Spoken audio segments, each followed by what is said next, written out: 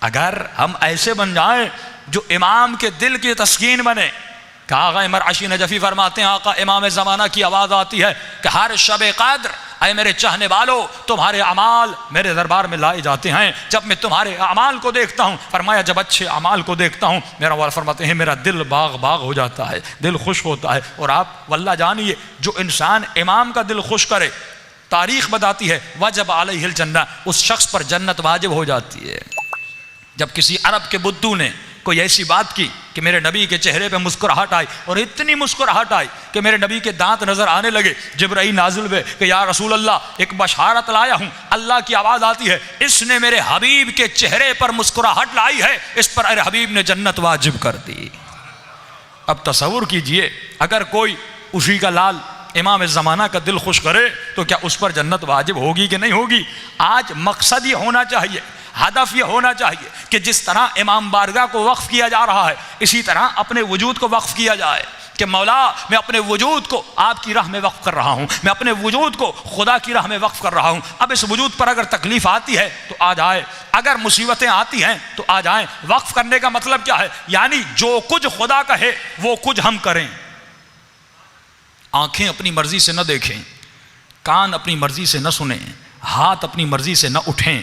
یعنی گھر میں اخلاق وہ ہو، راستے میں اخلاق وہ ہو، بزنس میں رفتار وہ ہو جو وہی جو اہل بیت نے چاہا۔ فرمایا جب وجود مکمل ایسا بن جاتا ہے تو امام زمانہ کا دل خوش ہوتا ہے، اور وہی میرے آقا فرماتے ہیں جب شب قدر تمہارا نام اعمال کے تنزل الملائکۃ والروح، یہ واضح ترین دلیل ہے کہ پوچھئے تمام تر مفسروں سے کہ قرآن صیغہ مضارع استعمال کرا، استمرار کا صیغہ ہے کہ ملائک تا قیامت نازل ہوتے ہیں۔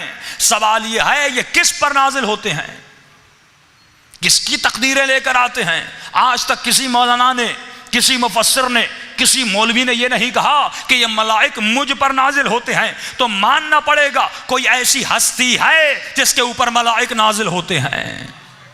اور وہ کون سی ہستی ہے؟ وہ وجود مبارک امام زمانہ ہے جن پر ملائک ہماری تقدیریں لے کر آتے ہیں کہ اس سال کتنا رزق ملنا ہے، کتنی اولادیں ملنی ہیں، اس سال موت آئے گی یا زندگی بڑھے گی۔ یہ تمام تر اوراد و اذکار ملائک لے کر امام زمانہ کی خدمت میں پیش کرتے ہیں، اور فرمایا پورا سال کا عمل ہمارا لے کر امام کی خدمت میں آ جاتے ہیں، اور مولا ایک ایک عمل چیک کرتے ہیں۔ آج مومنین سے ایک سوال کروں گا کہ جب شب 15 شعبان آتی ہے، آپ ایک خط لکھتے ہیں امام زمانہ کو، کیا سال میں اپنے محبوب کو ایک خط لکھا جاتا ہے؟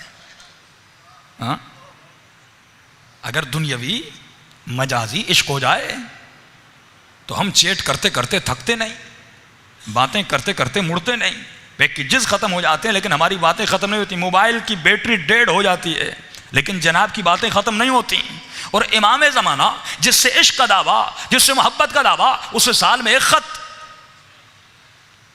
یہ تو امام نے کہا مجھے لکھو تاکہ شیعوں کو سکھائیں کہ جو تو خط لکھتا ہے مجھ تک پہنچتے ہیں۔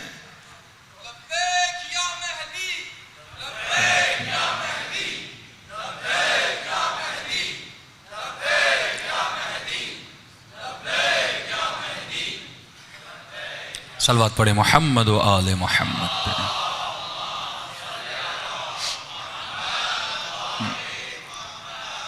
امام تو ہماری باتوں کو سن رہے ہیں لیکن مولا نے یہ کیوں کہا کہ مجھے خط لکھو؟ اس کا مطلب مولا اپنے چاہنے والوں کو ٹرینڈ کروانا چاہ رہے تھے، کیونکہ خط لکھنے سے پہلے زمانے میں جب مولا نے کہا تھا وہاں پر صرف خط کا ذریعہ تھا، ای میل تو نہیں تھا، فون تو نہیں تھی، اس وقت تنہا ذریعہ ارتباط جو انسان آپ سے دور ہوتا ہے آپ اسے خط لکھتے ہیں، اس کی ایڈریس پر خط بھیجتے ہیں۔ تو مولا نے کہا مجھے خط لکھو تاکہ پہلی بات تو تجھے یقین ہو جائے تیرا کوئی مولا ہے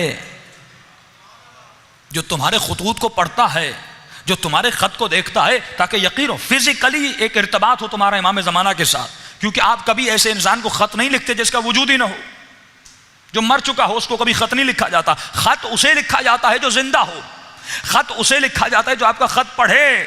تو سال میں ایک مرتبہ مولا نے اپنے شیعوں کو ایک ٹریننگ دی کہ مجھے خط لکھو تاکہ ایک تمہارا فزیکل کنیکشن بنے اپنے مولا کے ساتھ. لیکن علماء فرماتے ہیں یہ خط کا سلسلہ، یہ ارتباط کا سلسلہ روزانہ اپنے مولا سے ہونا چاہیے. جس طرح تو اپنی ماں سے محبت کرتا ہے، اپنے باپ سے محبت کرتا ہے، اپنی بیوی سے محبت کرتا ہے یا مجازی عشق میں مبتلا ہوتا ہے، تو کتنا کنیکشن میں رہتا ہے، کتنا ارتباط میں رہتا ہے. اسی طرح ہر شیعہ کو اپنے مولا کے ساتھ ارتباط میں رہنا چاہیے، کنیکشن میں رہنا چاہیے. اب مولا کے لیے کیا کریں؟ فرمایا صرف خط لکھنا ضروری نہیں، روزانہ رات کو بیٹھو، نماز تہجد کے عادی بنو، آدھا گھنٹہ اپنے مولا کے لیے نکالو، 15 منٹ نماز تہجد پڑھیے. دیکھیے صبح کی نماز کے لیے تو ویسے اٹھتے ہیں آدھا گھنٹہ پہلے اٹھ جائیے، لیکن یہ شیطان کتنا ملعون ہے، ہمیں آدھا گھنٹہ عبادت کرنے نہیں دیتا. تو آپ کبھی سوچئے جو شیطان اتنی عظیم ترین عبادت سے روک رہا ہے، یقیناً اس عبادت کا مرتبہ بہت بڑا ہوگا، تبھی وہ پوری طاقت لگا دیتا ہے، اس عبادت سے روکتا ہے. علماء فرماتے ہیں کہ اگر یہ قرآن کی آیتیں یا رات کو دعا کر کے سو جاؤ یا کوئی الارم رکھ کے سو جاؤ، پھر آپ کو محسوس ہوگا یہ معلوم مجھے کتنا روکتا ہے. فرمایا صرف 40 دن نماز شب پڑھو اور صرف 40 دن امام زمانہ کے باتیں کرو، 15 منٹ مولا سے کلام کرو. یا اگر خط لکھنا ہے خط لکھو، پھر کسی دریا میں جا کر پھینک کراؤ، سمندر بھی آپ کے یہاں بہت قریب ہے لیکن خط لکھنے کی بھی ضرورت نہیں. روزانہ 15 منٹ باتیں کرو، محبت بھری باتیں کرو. اگر تکلیف ہے تو امام سے شیئر کرو، اگر مصیبت آئے تو اپنے مولا سے شیئر کرو. جب وہ مولا کہہ رہے ہیں میں تمہارا باپ بھی ہوں، میں تمہارا بھائی بھی ہوں، میں تمہارا دوست بھی ہوں، میں تمہارا رفیق بھی ہوں، یعنی ہر رشتہ امام زمانہ کے ساتھ ہونا چاہیے.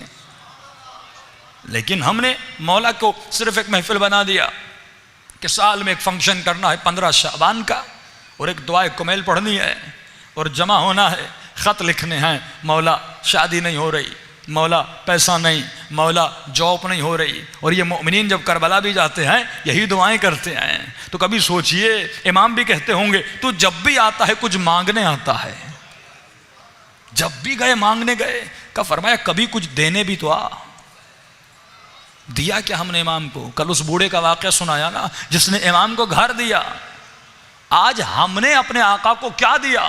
مولا فرماتے کچھ دینے بھی آ. کبھی بیٹا مانگتا ہے، کبھی اولاد مانگتا ہے، کبھی کیا مانگتا ہے، کبھی کیا مانگتا ہے، کبھی اپنے آقا کو کچھ دینے آ. مولا کیا آپ کو پیسے چاہیے؟ فرمایا مجھے پیسوں کی ضرورت نہیں. مولا کیا آپ کو مال چاہیے؟ کیا آپ کو دولت چاہیے؟ کیا آپ کو گھر چاہیے؟ فرمایا نہیں، مجھے تو چاہیے. آپ کا وجود چاہیے امام کو، یہ وجود چاہیے امام کو، یہ ہاتھ چاہیے، یہ آنکھیں چاہیے، یہ ذہن چاہیے، یہ زبان چاہیے، یہ کان چاہیے. فرمایا مجھے تمہارا وجود چاہیے، بس جو میں کہوں تو کرے، جس سے میں روکوں تو رک جائے.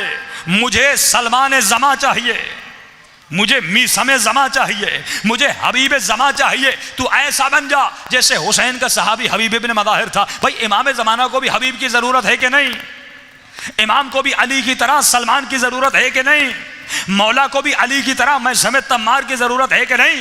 کم از کم علی کا غلام قمبر بن کے دکھائیں. کیا مولا کو کسی قمبر کی ضرورت نہیں؟ کا ضرورت ہے. لیکن وہ غریب امام زمانہ فرماتے ہیں آج 1000 سال گزر گئے، فرمایا تکو تنہا اس زمانے میں جی رہے ہیں. امام کو اصحاب کی بہت ضرورت ہے. اسی لیے امام نے ایک عدد بتایا کہ جب تک 313 کا عدد مکمل نہیں ہوتا تب تک میرا ظہور نہیں ہوتا. اس بات سے ثابت ہوتا ہے آج اگر 400 ملین پوری دنیا میں ہیں لیکن 313 ابھی تک نہیں بن پائے.